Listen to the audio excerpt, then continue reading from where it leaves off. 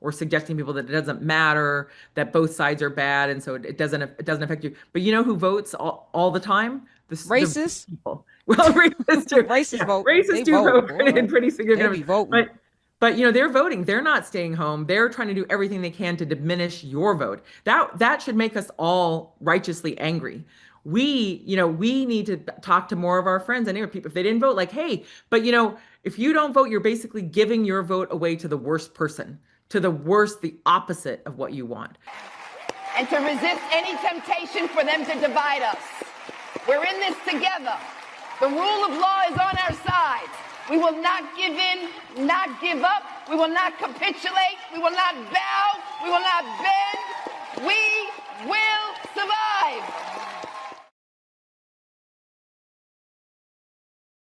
We are joined by Lisa Graves. She is a former Deputy Assistant Attorney General in the Office of Legal Policy at the Department of Justice. She is now also an authoress. She has written Without Precedent. And we're talking about our Supreme Court before the break. I feel like it's already happened. What can we do? Well, What the can we fact is do? that we have to not give up. We have to make progress on this because until we stop this Supreme Court, until we reform it, it is going to continue to damage our rights. And the fact is that right before the election, among the many things that were lost last fall, there was a president, a vice president, presidential candidate, leaders of both houses of Congress who were supporting the vital need for court reform. So we can get there again if the people respond and there is, a different majority, a different president who can embrace the court reform. Because the fact is that this court has serious ethical failings.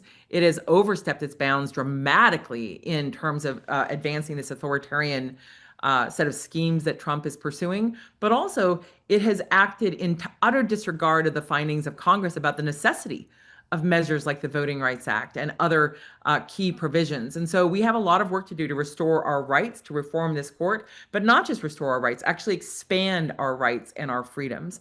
And to do that, we're going to need both substantive legal changes like the John Lewis Act and restoring voting rights, but also court reforms. And we can do hard things. We can accomplish those things, but if we don't take on those battles, we will be consigned to just this ever devolution of our rights. Yeah.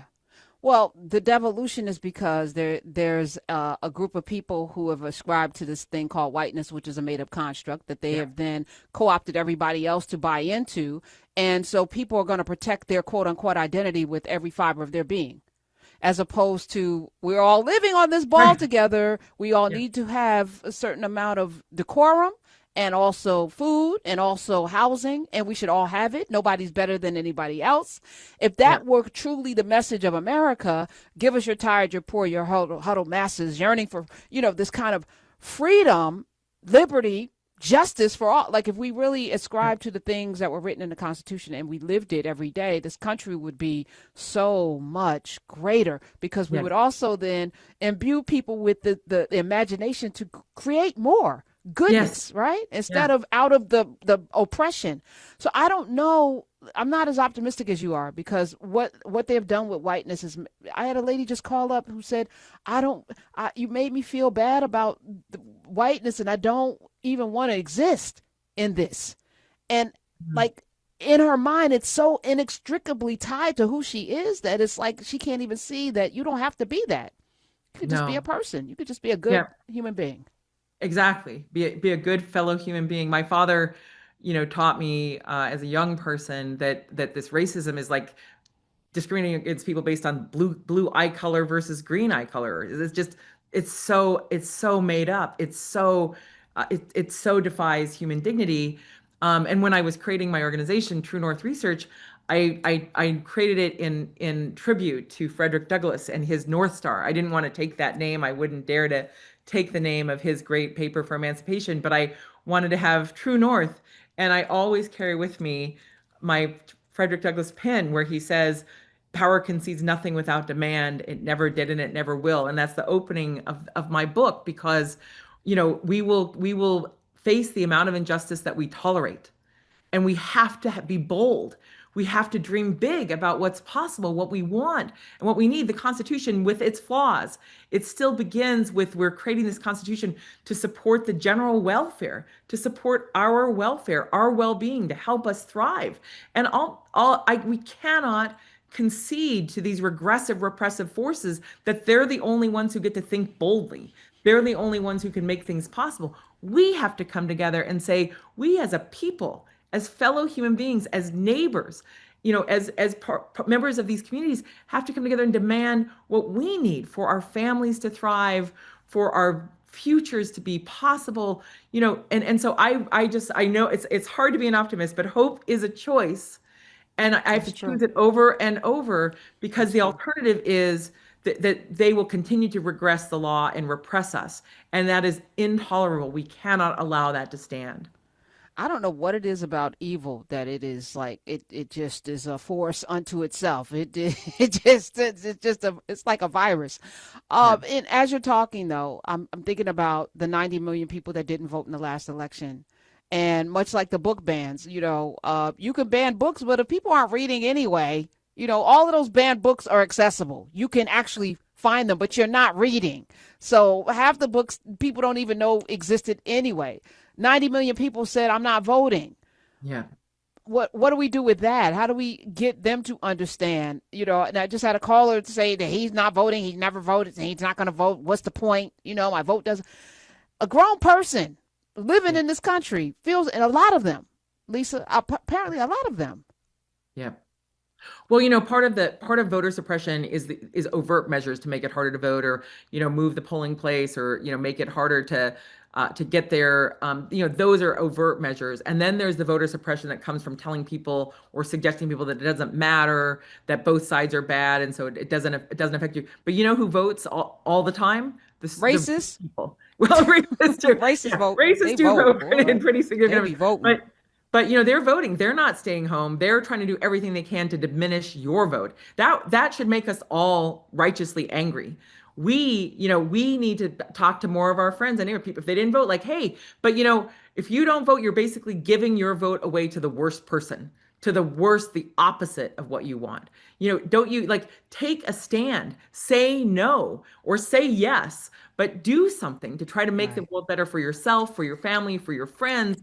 And voting isn't perfect, but it is a necessary step in defense of our fundamental human dignity and our human rights. And we should not give that vote up, just willingly, by standing aside and letting this authoritarianism march into our future. I couldn't agree more. She said rich people always vote, and that's true. But I also think the racists. Yeah, I think you're right. I think you're right on both. They're gonna vote. They're gonna show up. Lisa, congratulations on your book, and thank you for your book, Without Precedent. I think it's super important.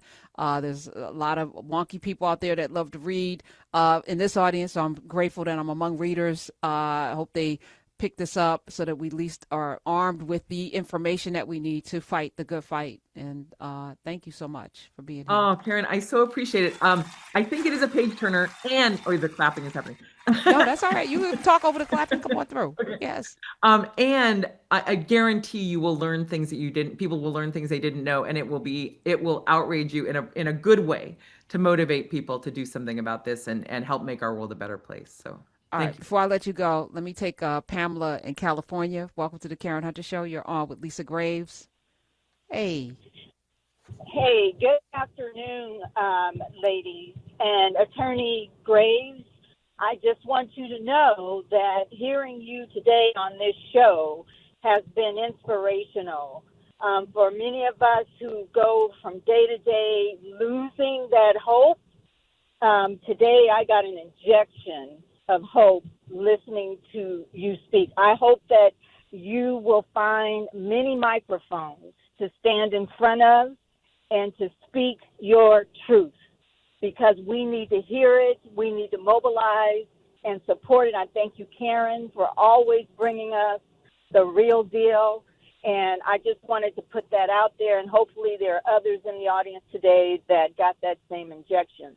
Thank you very much. Amen. Yes. Oh my goodness, you brought tears to my eyes. Thank you so much for your kind words, and Thank you for your solidarity in standing in hope together. And thank you, Karen, for making this possible. I really appreciate it. All right, with all of there's a lot of Supreme Court decisions coming down the pike in the next couple. Will you come back and be kind of our legal expert on these I things? would be honored to. Yes, Okay. yes. All You right, got it. it's the team. The team, y'all know what to do. All right, make sure that Miss Lisa, the attorney Lisa Graves, is on speed dial, and that her messaging will get to her. Okay. Yes, you definitely will be back. Thank you. Love you too. Thank you. We're ready. We're prepared. Do not give in to fear.